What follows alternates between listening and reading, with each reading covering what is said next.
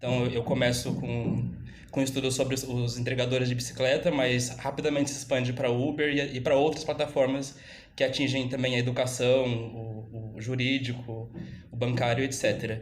E parte da minha pesquisa, ela leva em consideração o histórico laboral no Brasil, né? Como que a gente chega nessa situação? O que que é o trabalho precário na plataforma? Como entendê-lo, né? E, e nisso, passar pelo crise e golpe, para mim, é fundamental. Porque o professor, ele não só faz um apanhado sobre a história do Brasil no sentido da nossa exceção econômica, nossa exceção política, nossa condição subordinada em relação aos países imperialistas, como ele faz um recorte específico sobre o hoje, né, sobre o presente. Como que esse presente precário de hoje se liga à nossa história precária, né, e qual é a sua especificidade, que é o golpe, né, no caso, como o professor coloca. Então, parte do meu trabalho ele se concentra em entender como é possível uma massa de precarizados no Brasil trabalhando 12 horas por dia de bicicleta. E eu entendo que a resposta é o golpe. O golpe, enquanto uma solução para uma crise social, econômica, política e etc., ele enseja certos mecanismos legais, certos mecanismos jurídicos, que criam certa condição social. Então, por exemplo, quando eu comecei a pensar sobre esse trabalho, para mim era fundamental conseguir relacioná-lo com a reforma trabalhista de 17. Inclusive, isso me levou a me aproximar do Alisson, porque no direito da USP, se você vai muito para o debate trabalhista, é um pouco fechado o debate sociológico, que contempla mais como esse contexto se formou, né? E eu acho que o professor Alisson ele consegue fazer as pontes entre o direito e a crítica, né, no caso.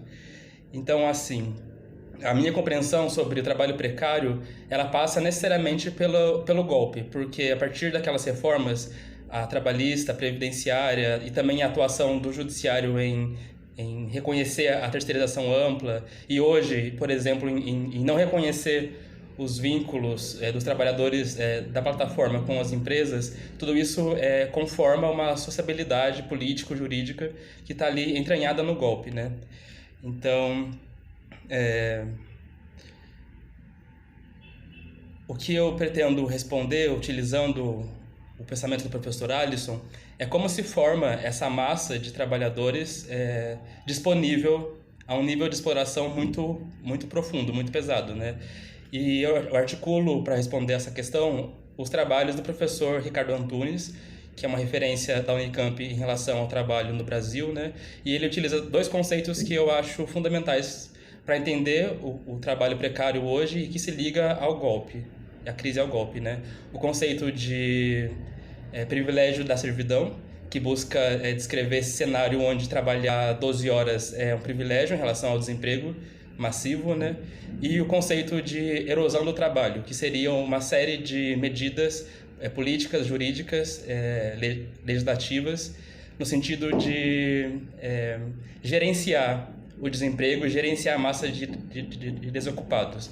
Então, o trabalho na plataforma, que é precário, ele é precário porque ele se baseia numa multidão de desempregados que está disponível ao trabalho extensivo e exaustivo porque não tem outro trabalho. Isso é o privilégio da servidão. Ao mesmo tempo, as empresas de plataforma, elas gerenciam essa massa de desocupados, elas jogam, vamos dizer assim, elas administram o desemprego, porque através dessa administração do desemprego consegue se manter baixa as remunerações e tem-se à disposição uma massa de pessoas dispostas a trabalhar. Então, assim, 6 anos atrás, por exemplo, o iFood, pegando um exemplo, ele não pagava tão mal como ele paga hoje, porque a massa de pessoas disponíveis hoje é muito maior. Então, é uma lógica simples de oferta e demanda, né?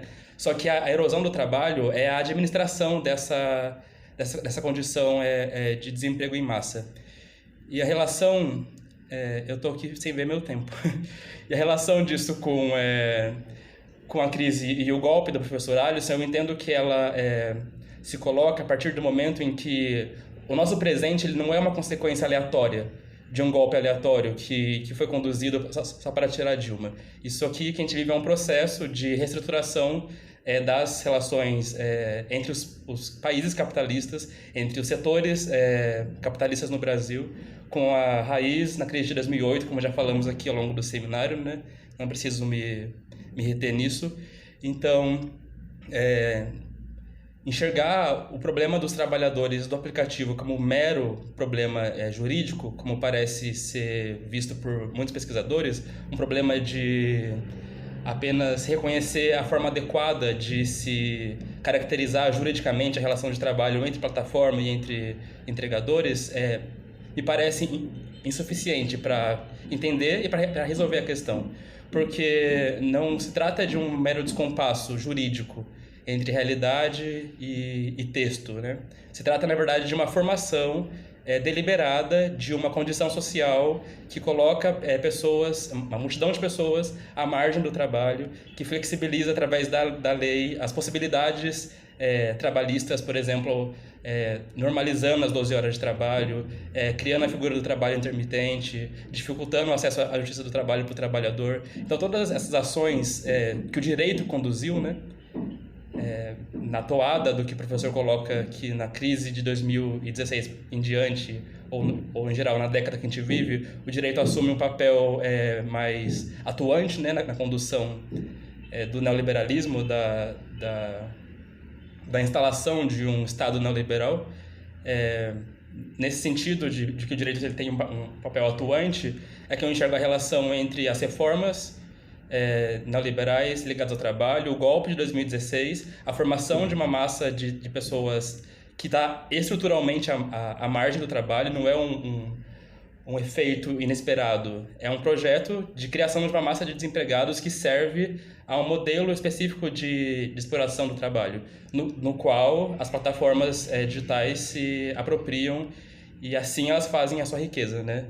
Então, para concluir, que está chegando aqui já no final do meu tempo, no meu debate, onde eu procuro entender o que é a precarização do trabalho digital na plataforma digital, eu passo necessariamente pela crise e pelo golpe. Acredito que a leitura do professor Alisson sobre o momento que a gente vive hoje, ela é muito rica quando ele traz compreensões de que a forma golpe ela é elementar para o Brasil devido à nossa posição geopolítica e econômica mundial.